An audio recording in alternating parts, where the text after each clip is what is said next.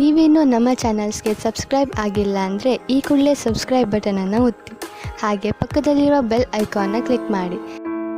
First card 6 of cups ಬಂದಿದೆ.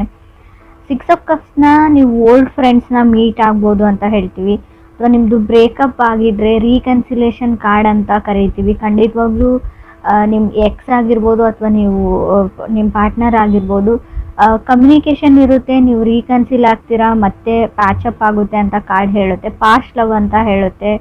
Forgiveness is A key ಅಂತ ಹೇಳ್ತೀನಿ. ನೀವು ಕ್ಷಮಾಗುಣ ಅಂತ ಕರಿತೀವಿ. ಯಾವಾಗ ಒಬ್ಬರನ್ನ ಕ್ಷಮಿಸ್ತೀರಾ ಆವಾಗ ನಿಮ್ಮ ರಿಲೇಷನ್ಶಿಪ್ ಉಳ್ಕೊಳ್ಳುತ್ತೆ ಅಂತ ಕೂಡ ಕಾರ್ಡ್ ಹೇಳುತ್ತೆ.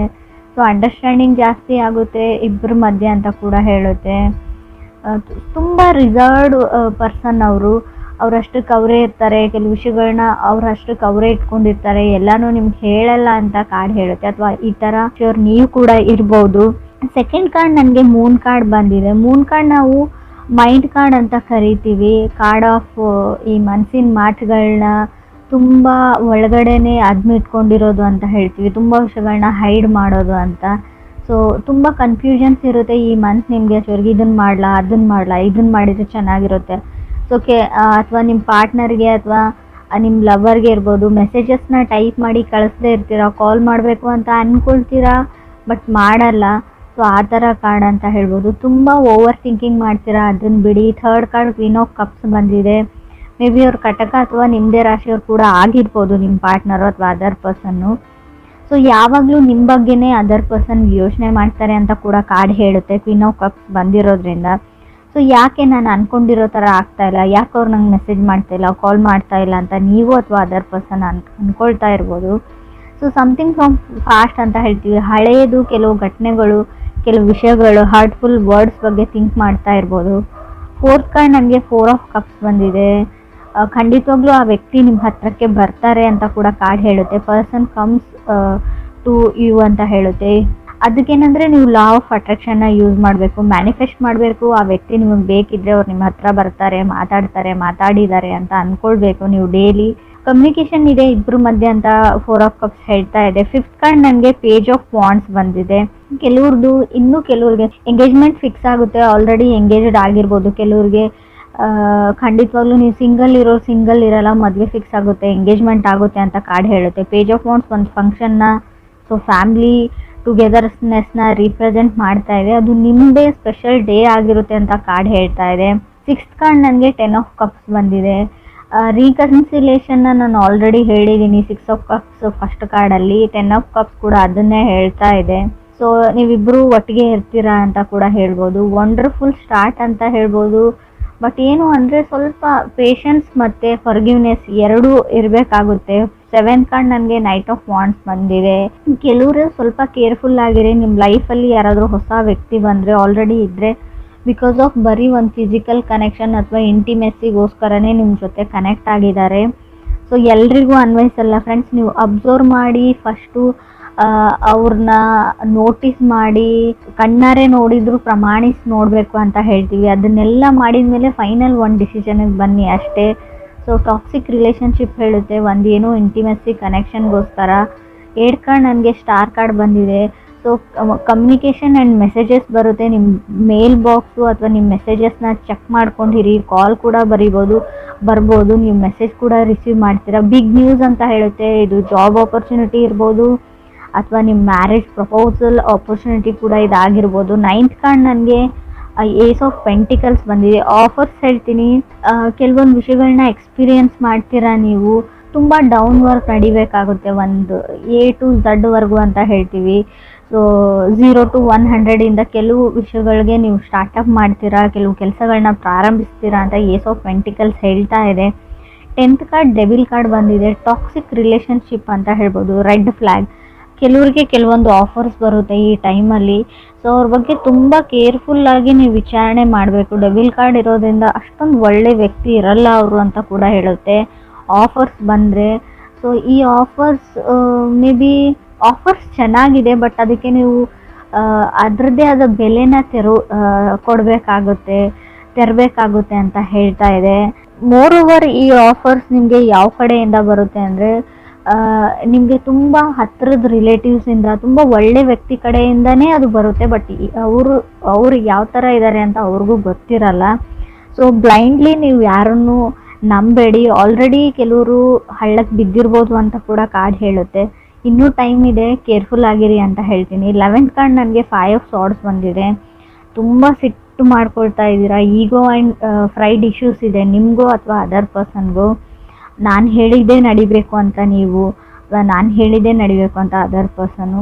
ಈಗೋ ಪ್ರಾಬ್ಲಮಿಂದ ನಿಮ್ಮ ರಿಲೇಷನ್ಶಿಪ್ ಹಾಳಾಗುವಂಥ ಚಾನ್ಸಸ್ ಕೂಡ ಇದೆ.